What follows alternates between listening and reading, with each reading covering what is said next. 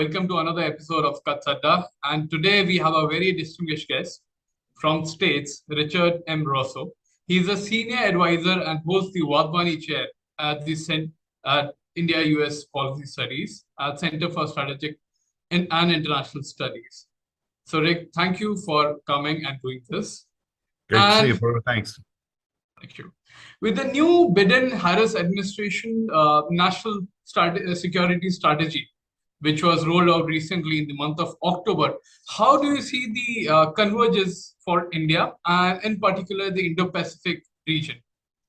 I think there was some concerns, I think, originally when the Biden administration came to office on whether this administration would kind of continue its escalating confrontation with China, continue with the concept of Indo-Pacific as our primary kind of security architecture that we're trying to move towards, Quad, and even deepening the relationship with India. And I think you've seen that since the Biden administration came in. The Quad has escalated to leaders level. The engagement with India has continued apace, confrontation with China. So if you're looking at the national security strategy, I think from India's vantage point, it's kind of a reaffirmation that we look at this confrontation not simply as potential military escalation in the pain points that we look at, like South China Sea and Taiwan straits, but in fact that the administration continues to kind of expand and widen the aperture. We realize China's attempts to dominate, certain areas of commercial transactions, whether it's critical minerals and strategic technologies, is also part of its military confrontation strategy. And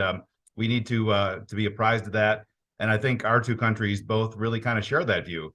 We both suffer major trade deficits with China. We're both concerned about over-reliance on China for important materials and technology.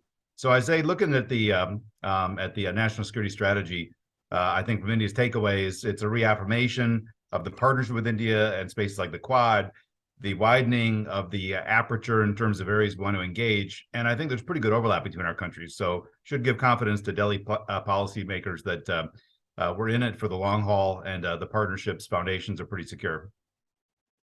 That's great. That's great. So invest, build, and modernize as the three objectives of the new administration policy.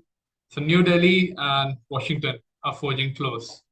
Thank you, Rick, again for doing this, and hope to see you soon again.